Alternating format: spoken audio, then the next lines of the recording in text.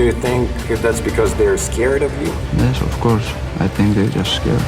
Long regarded as a Khabib wannabe who only fought cans, Islam Makhachev is proving time and again that he deserves respect as the greatest lightweight in the world right now. Currently riding a 14-fight winning streak, he is exceptionally dominant in every way and form, and is even said to be better than his best friend Khabib Nurmagomedov.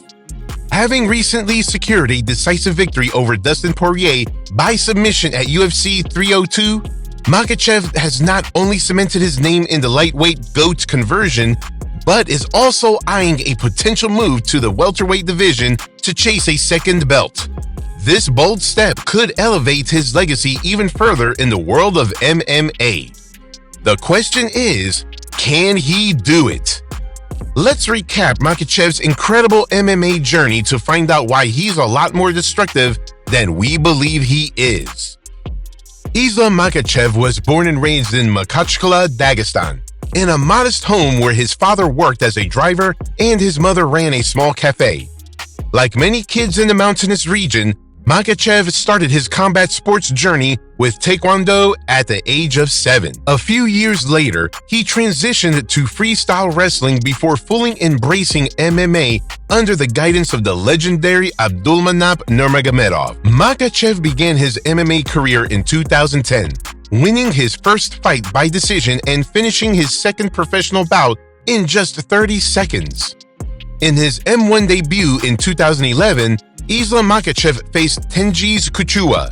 Only 25 seconds into the fight, Kuchua attempted a takedown. However, as a Sambo world champion, Makhachev easily sprawled and unleashed a barrage of punches, ending the fight almost instantly. A few months later, Makhachev continued his winning streak against Martiros Grigorian. The Russian landed a straight left, leading to a clinch battle. Makhachev soon brought the fight to the ground, where his foes struggled to escape the Sambo master's grip, but they eventually stood up due to inactivity.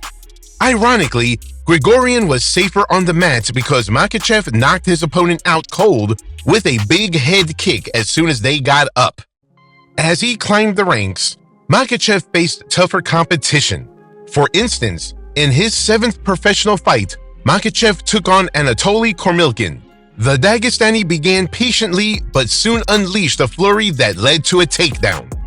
Within seconds, he secured a crucifix and pummeled Kormilkin with punches and elbows, before finishing the job with a mounted triangle choke. With 11 straight wins, the UFC took notice of Islam Makhachev, partly thanks to his best friend Khabib's dominance in the lightweight division. Makhachev debuted at UFC 187 in 2015 against Leo Kuntz. Right away, the Russian landed an overhand right, but Kuntz fired back with a straight right.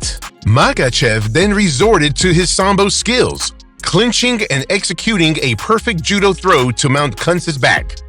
From there, he dominated the fight and secured a victory at 2 minutes and 38 seconds into the second round. Makhachev's UFC start was exceptional, but then the unthinkable happened against Adriano Martins, who knocked the Dagestani into another dimension and momentarily derailed the hype train. Following his first career loss, Makhachev became more patient in his approach, and the change led to decision victories over Nick Lentz and Chris Wade, earning him a reputation for being boring.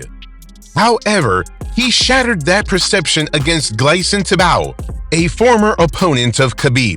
Makhachev carefully circled away from Tibau's power, waiting for the perfect moment to strike. When he finally did, it was game over for the Brazilian. After his victory, Makhachev sought opponents in the lightweight top 15, but the UFC didn't comply, leading him to face unranked opponents. Ranked fighters were hesitant to face him due to his intimidating reputation, but unranked fighters like Arman Tsarukyan were willing to take the risk for a chance at an upset victory. Makhachev faced Tsarukyan with expectations of an easy win, but the newcomer surprised many with his lion-hearted performance, the highlight of which was Arman taking Makhachev's back at one point during their fight. The battle intensified in the second round, with both fighters engaging in entertaining grappling exchanges. In the end, Makhachev secured a hard-earned unanimous decision victory after controlling Tsarukyan on the ground. 5 months later, Makhachev proved himself at UFC 242 by defeating David Ramos with dominant striking and grappling, earning a comfortable decision win. In his post-fight interview, Islam called out Paul Felder or Edson Barboza, but instead, he ended up fighting Drew Dober and beating him by securing a third-round submission. Makhachev then headlined against Thiago Moises, winning with a fourth-round rear naked choke, followed by a dominant victory over Dan Hooker with a swift Kimura submission that solidified his status as a top contender. By then, Makhachev deserved a big fight, and he received exactly that against Beneil Dariush. Unfortunately, Dariush had to withdraw due to injury, and Bobby Green stepped in as his replacement. For the umpteenth time, Makhachev proved that he was levels ahead of everyone else in the division when he decimated Green and finished him with a ground and pound TKO. After defeating Bobby Green, Makhachev finally earned a shot at the vacant lightweight title against Charles Oliveira at UFC 280. The pre-fight buildup was intense, with both fighters exchanging heated words.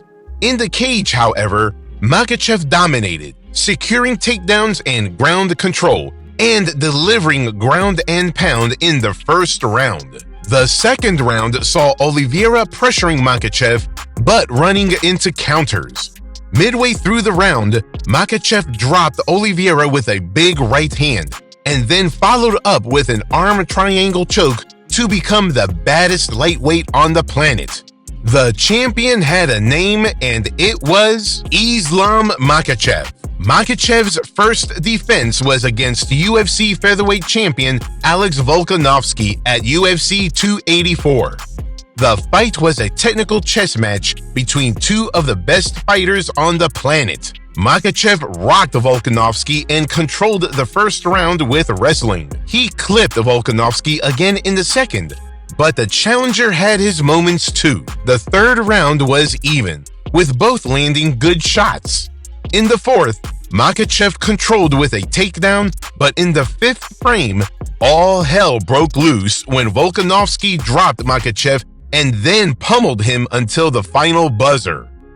Makhachev won the fight by a decision, but fate would have them battle once more at UFC 294, where Makhachev was originally scheduled to fight Charles Oliveira, but the Brazilian pulled out due to injury, and in came the Aussie.